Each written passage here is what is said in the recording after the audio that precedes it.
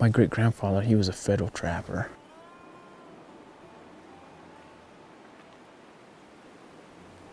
He obviously taught hunting and fishing and trapping to my grandfather. I was on the trail with my dad, helping at horse camp at 8. When you're 14 in Utah, you can hunt mule deer. My dad gave me a rifle and said, hey, shoot anything with horns. I shot a spike that night. And that was it. Didn't have really a choice not to be a hunter, you know? It's kind of part of who we are as a family, for sure. A heritage.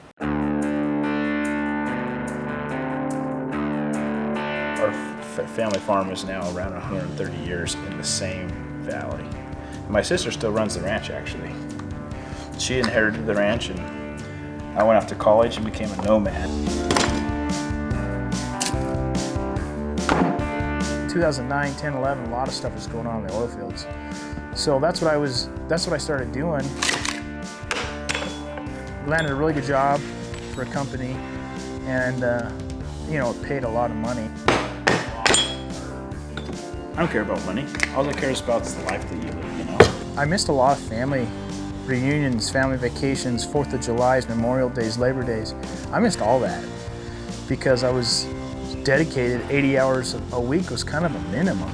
Just gonna take some bags out here. I just stayed focused on the goal of building an outfitting business. So the establishment was the hardest. Being away from family was really, really tough.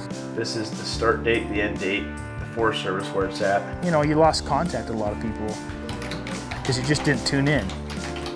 And people kind of forgot about me.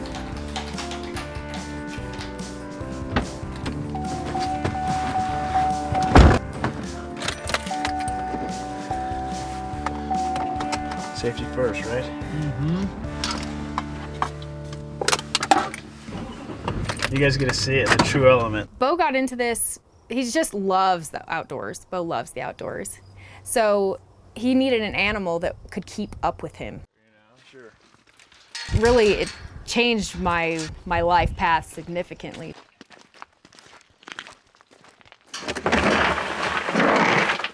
Come on, girls.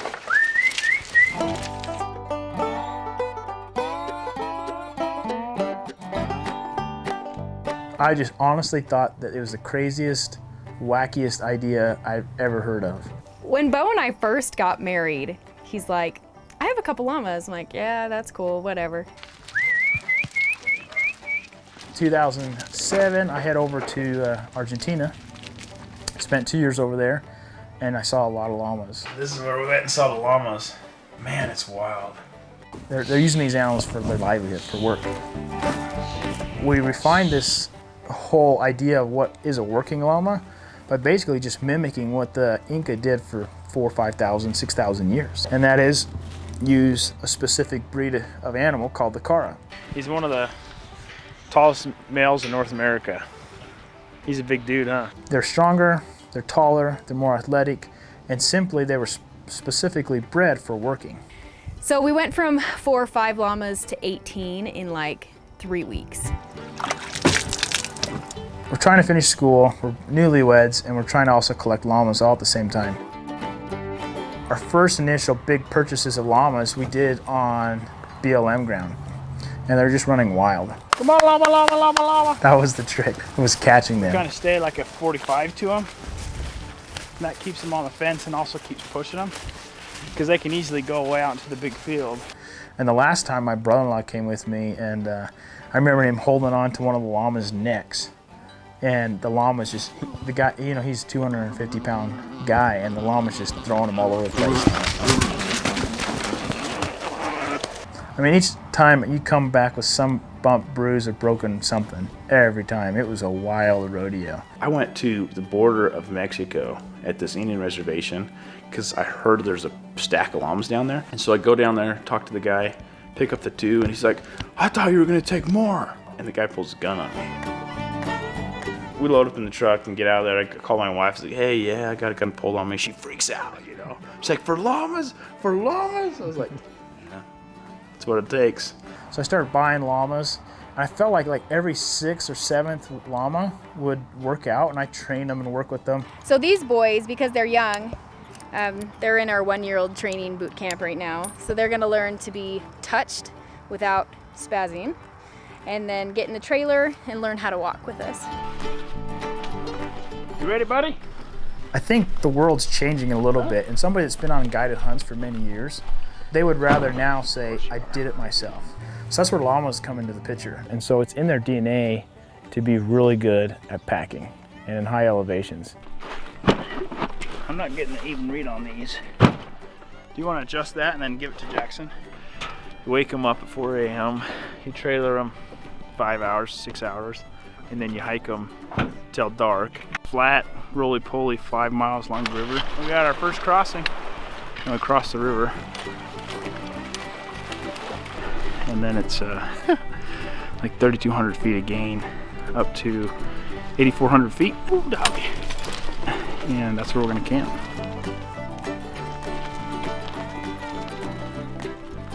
He wants to go where no one is because no one wants to go there. Those are the places that Beau likes to go, because those are where the animals are. They've been working all summer. This is kind of the test of their ability. Let's see what they can do.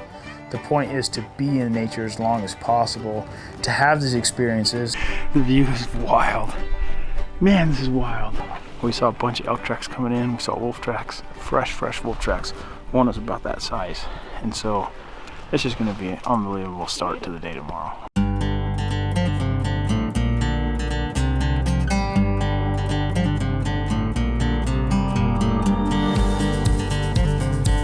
We're in one of the most remote ranges in central Idaho, and one of the most remote and drainages that there is here. It's an amazing thing, and my wife and I had this dream when we first started that we'd be able to be in the situation, live and work in the business. Me and my son, he doesn't know it, but we're working together. I think we've really dealt Wade an interesting set of cards between our genetics and our lifestyle. Hopefully he's like the cool llama kid with the red hair. And I get to spend so much time with him doing something that I love. Being in the mountains, taking care of people in the backcountry. He is so determined and so passionate about the outdoors, about wildlife, about hunting. It grounds him. It's what brings him back from a stressful day. If he can go outside and play with his llamas, go on a short hike, that's what grounds Beau. What we do as a family at work ends up benefiting other people's lives, you know?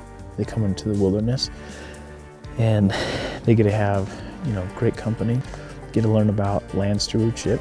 It's amazing to be able to see them come into the wild and let it change them as people. And we get to take part in that every single day, and it's really rewarding.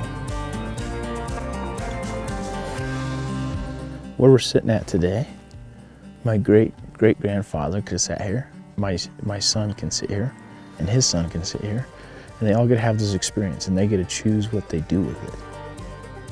This is part of heritage and history of who we are as Americans, you know?